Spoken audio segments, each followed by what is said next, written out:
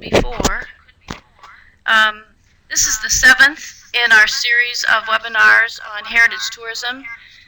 This is a project of the North Central Regional Center for Rural Development. And this group of 7 professionals from 5 states have worked together for almost 2 years now. And we have just debuted our website, and we will make sure that you know about how to reach that website. This is the last in our webinar series. And the web resources which we are debuting with these efforts is materials to help communities and organizations assess, plan for, develop, implement, and evaluate and sustain heritage tourism. I'm Julie Avery. I'm your host today and one of the team. The website has just gone live, and the web address is right here, and we'll end the webinar with information about the website. Please leave chat and questions in the chat box, and both Eric and I will pay attention to these. And right now I'd like to formally introduce you to our speaker, Dr. Eric Thompson. Eric is a member of our Heritage Tourism Initiative team. He's an associate professor and director of the Bureau of Business Research, Department of Economics at the University of Nebraska-Lincoln. Eric investigates and develops methodology for identifying economic impact and seeks to identify related research in the field. He has a special interest in tourism and has in fact just been involved in the development of the Nebraska Heritage Tourism Plan, and a link to that plan is on our website. And right now I'll turn it over to Eric, and I'll turn off my mic, and that Deb will probably help with the echo. If you still hear an echo, then would you make a note again after I turn over to Eric? So Eric, I'm turning over to you now. Thank you, Julie, and I want to thank everyone for joining our webinar today, the 7th in the series, Evaluating and Renewing Heritage Tourism. Why evaluate? Well, we evaluate to ensure that what we have done contributes to improving our community's future, but also to make sure we have information we need to renew our heritage tourism future even further down the road. We like to start all of these webinars with our definition of heritage tourism. I know many of you have seen this before, but we intended to have a broad definition looking at living culture, history, as well as natural history. And we also acknowledge that these elements are very specific to individual communities and regions.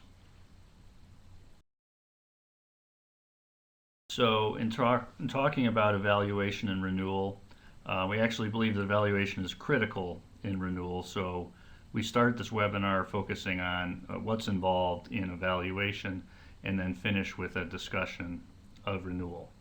I guess the most obvious question is, why evaluate? And you see, I guess, our at least partial answer here on the screen.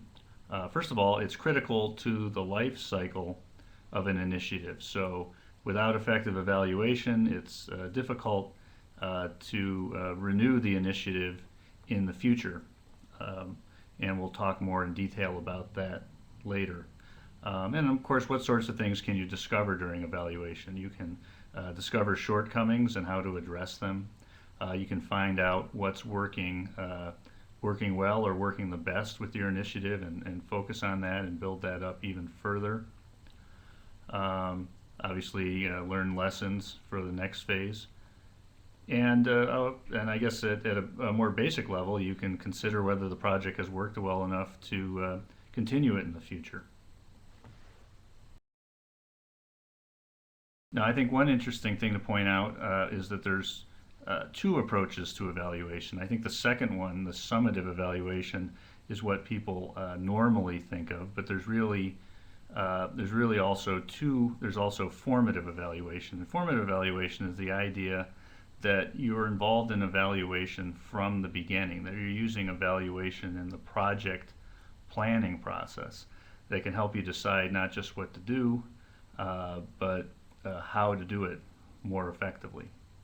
Summative evaluation, then, I think, is what people more intuitively think of as evaluation. Whereas when you look at the project after it's over, decide how well it's worked. Has the structure been effective? Did the services or the events that you wanted to deliver with your initiative, were those delivered? And did it have the effect you expected in terms of driving visitors in your community?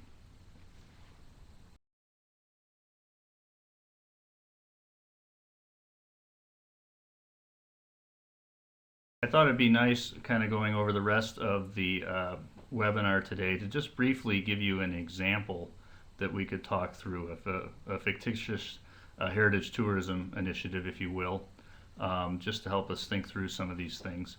So being a professor at the University of Nebraska, I guess I came up with a Nebraska example. So I imagine a town in Nebraska that has a museum that's been created in about the history of the Oregon Trail.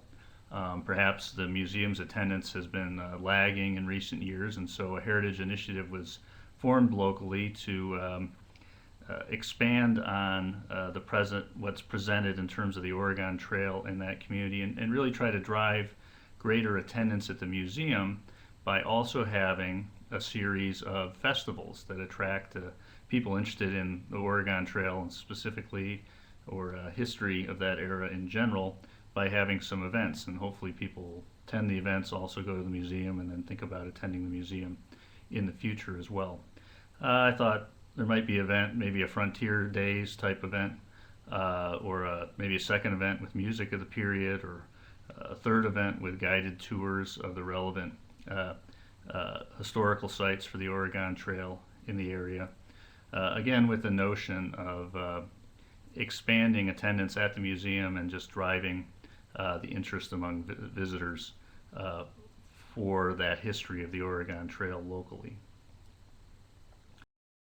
So with that example in mind, let's go through some of the factors you'd consider if you were evaluating such a project.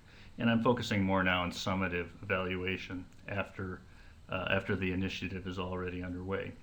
So the first thing, general idea, is you have to say, well, are you meeting your intended goals? And this is, I guess, one of the more straightforward parts of evaluation, where you'd simply say, yeah, we were able to carry off those 3 events that we planned to have. And not only did we carry them off, but they met our attendance goals. They seem to be of fairly high quality, or the type of quality in terms of cultural events that we were hoping for. The second thing you might look at is your initiative functioning? And the idea here is it coming off the way you expect it? In other words, did the volunteers in the community that were going to help head up those events, did they follow through? And not just the leaders, but the additional people that were going to help put it on, perhaps some of the people that were volunteering to lead those guided tours. And that's critical too, because if you manage to pull off the events, but it was without an enormous amount of community support and not with the volunteer support you were looking for, you might have concerns about whether you'd be able to pull off the events on a consistent basis year after year. A third thing to think about, and we'll talk about this later as well, is the use of logic models. So any plan is based on a set of underlying assumptions. And so when you have a logic model analysis of your heritage tourism initiative, you're really saying, well, what were the fundamental assumptions we were making, and were they correct? That's really critical because it helps you understand why things worked and why they didn't. And in particular, it helps you figure out, well, is it just bad assumptions? If that's the case, then it may never work. Or were the assumptions good, but we just didn't execute properly? That's a little easier to fix. So what would be some examples of underlying assumptions in the heritage tourism event that I imagined for Nebraska? And remember, there were 3 events. So I guess the first assumption is that, hey, when people come to these events, they primarily come just to see the event. They're not motivated by, hey, I'd love to travel in that area, I'd love to check out that town. the festival, but just the town in general. Remember, you were expecting people to come 3 times to 3 different events, and if people are unlikely to do that because they like to visit a different area every time they go to one of these festivals, that assumption may not turn out to be correct. I guess another basic one is that people who like festivals like to go to museums too. I think working in heritage tourism, that there's some truth to that, but it is a key underlying assumption that's being made, and something you might want to look into by surveying people or talking to them at the event. Another thing is you may be assuming, hey, we have hotels that people want to stay at. We have the lodging facilities people are looking for. Is that true? So when you're doing your evaluation, you don't just count how many people attended, did we pull off the events. You want to test whether some of your underlying assumptions were correct, and logic models are the way to do that. All right, moving on. Another key aspect of a successful evaluation is forming an evaluation group. And the first thing there obviously is the group needs to reflect the diverse perspectives of the community. That could mean people who are very excited about heritage tourism and people who are maybe moderately excited, willing to go along, but perhaps a little bit more skeptical. It's good to have not just people that are enthusiastic on your evaluation group to get more of a balanced evaluation.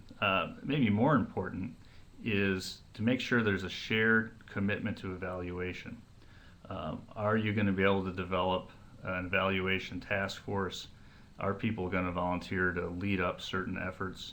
Are they, when you set a schedule for when you're going to be gathering evaluation information, are people following it? The third thing is to start early. And this really gets to that notion of formative evaluation we talked about earlier, that you can use, you want your evaluation, whether it's a committee or a task force, you want to get it set up right away so that they can help in the planning process. And just as importantly, so they can help develop a plan for gathering the data you'll need in evaluation. So you may realize if we're going to do an effective evaluation, we're going to need to do a license plate survey at these 3 events to see where people came from, or we may want to ask a sample of the attendees a series of survey questions. You need to get that figured out up front so that when the festivals occur, you're ready and prepared to gather that information that you're going to need in evaluation. And I guess another set of factors is, well, what precisely are you going to do in evaluation? What methodologies are you going to employ? And one perhaps less obvious factor to think about when making that decision is who's going to be interested in the evaluation. Certain groups might need certain types of evaluation information. So if you know that your local hotel owners are going to be very interested in the evaluation and how the heritage tourism event went, you might make a special effort to gather information along the way about the number of overnight visitors or the number of overnight stays associated with the event.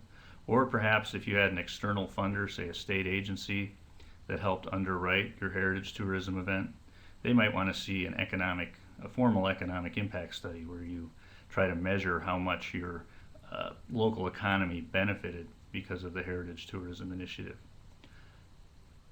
Another thing to consider is, should your group get an outside expert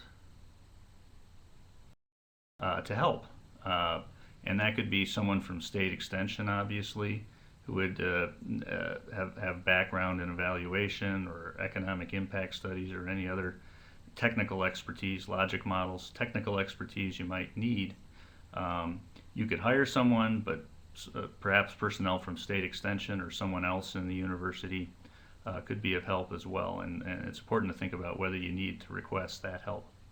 The last thing I'd say, and this is critical in any sort of evaluation, is when you're setting up your methodology, plan for cross-checking. And what I mean by that is, sometimes if you have, for every data gathering exercise or every qualitative evaluation that people are going to make, have 2 people do it independently as kind of a quality check. And if you find when you bring those two people's results back together that they agreed, then you can be pretty confident, hey, that evaluation was correct. If they disagree, then you know that that's something the group has to look into it further. If you just rely on one person and don't do that, you're more likely to make mistakes in evaluation. Another key to evaluation is the idea of benchmarking. Just a general definition of that, comparing your event against either what was planned or other similar events to see if it met your plans or the quality that's seen in other similar events in other areas. In other words, it's a great way to see if you're being successful. So the first thing, again, did the initiative achieve what was planned? Did you have the 3 events you hoped to have? Was the attendance at or above expectations? But just as important is to compare your event with other successful events that you may be aware of in your state or neighboring states. And this can be critical for getting at things like, well, was the quality of the event in terms of the arts or the historic content up to the level that you've seen in other events in your state? That sort of benchmarking is critical as well.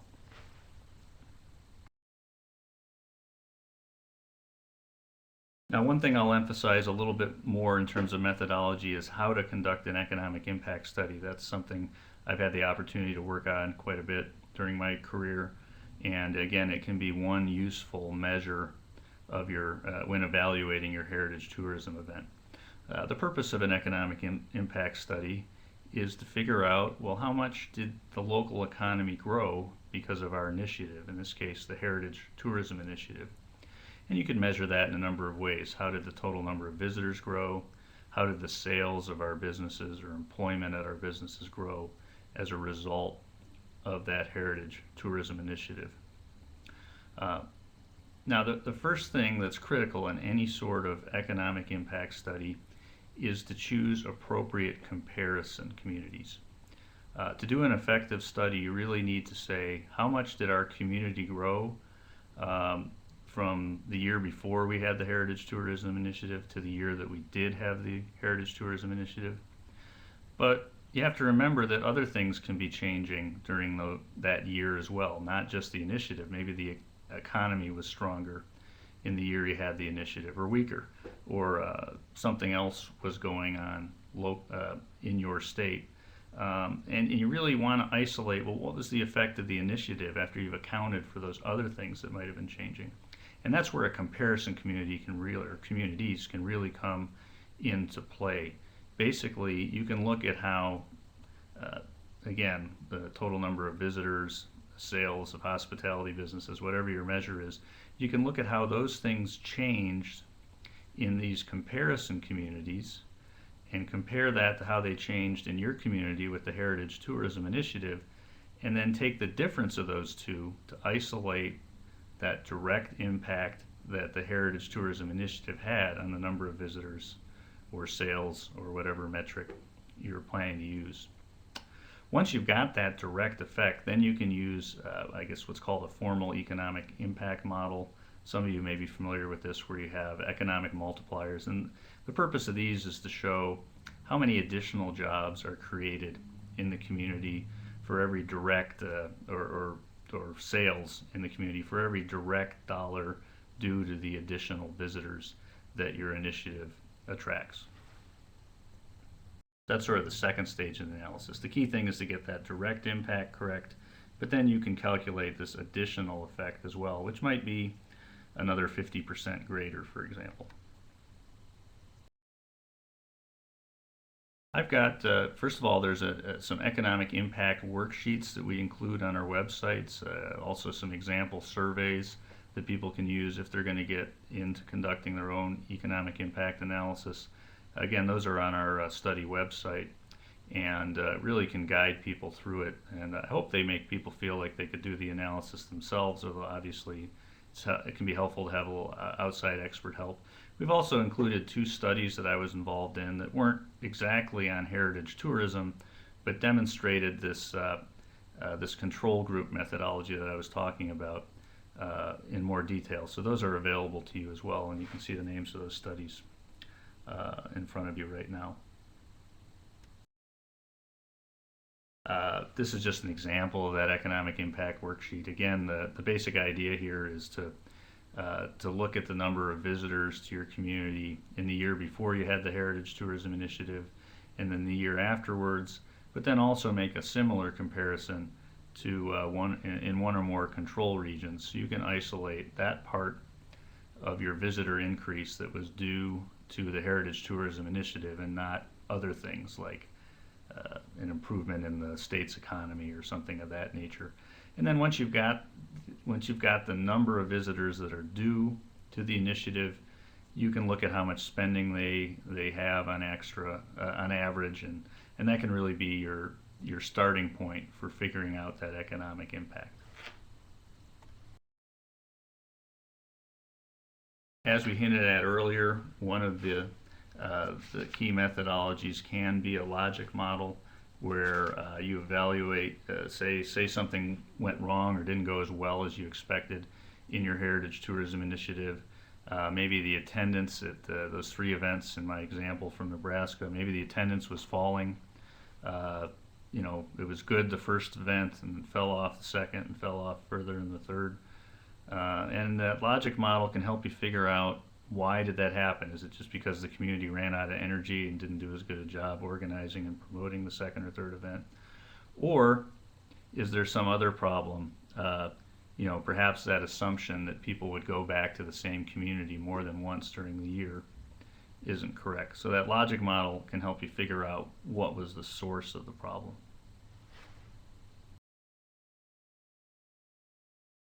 So having discussed evaluation in detail, now it's time to think about renewal in heritage tourism. And I have a series of quotes here, and those quotes are not from me, but they're from Francis Bogus, who's an expert in community planning and development in Des Moines, Iowa, and of course most of you or all of you would recognize is a member of our group and presented the 6th webinar. And he made these quotes sort of illustrate 3 key points. Products, brands, and tourism and sites and programs go through different stages within a life cycle. And we'll talk a little bit more specifically about what those stages are in a moment. And you have to think about where you are in the life cycle in terms of your marketing strategy, your communication strategy, because a different strategy may be more appropriate in different parts of the lifestyle. And of course, it's critical in renewal that you do that honest assessment, honest evaluation of your attractions, whether it's a museum or festivals, to see if they're working. Now here's a little bit more detail about the life cycle. And you may have seen this in other contexts before, but you start with the development of an initiative. Here's some things we'd like to do. We're gonna have these 3, in the example I've been using, we're gonna have these 3 festivals to help drive heritage tourism in our community, people interested in the history of the Oregon Trail. You introduce it then in the 2nd stage, have your first year of events.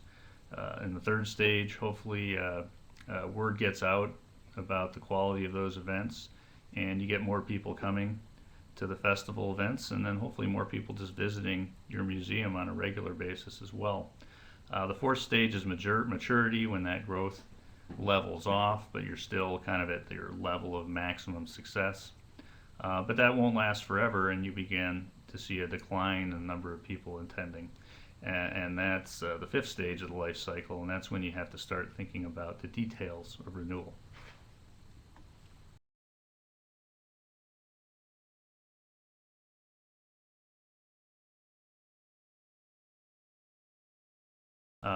And so you have to think about each of the components of your initiative. In the example I gave, you have a museum attraction, but you also have 3 festival events, and you have to look at them all in kind of a hard-headed way. And in some cases, you may decide, gee, it's hard to get people to come to a 2nd and 3rd event, and then you have to think about, well, we'll keep having that 2nd and 3rd event, but we're not going to pour a lot of money into into promoting it in the future. It's too expensive. Um, you have to make decisions that hey, we hope it'll improve, but we're not going to spend a lot of money ensuring it. Or you may decide just to close down that second and third event. So those are the sorts of strategies you have to consider. But hopefully you'll also consider renewing the events, perhaps changing the themes of the events, trying to bring in people from different areas, and try to rebuild a successful second and third festival in your community. And hopefully the information you've gathered during the evaluation process will help you make the right decision about how to proceed with renewal. And of course, the third option for renewal of your heritage, or the second option for the renewal of your heritage tourism attraction or initiative, would be to think about getting some additional events. Maybe we should think about opening a second attraction, either related to again the Oregon Trail, a second museum, or perhaps if there's some other unique history to the community, a second theme to that second museum that might drive a whole different group of visitors and really renew your heritage tourism initiative. So that's really what I wanted to present today. And I think we're ready to allow you to evaluate this webinar, speaking of evaluation.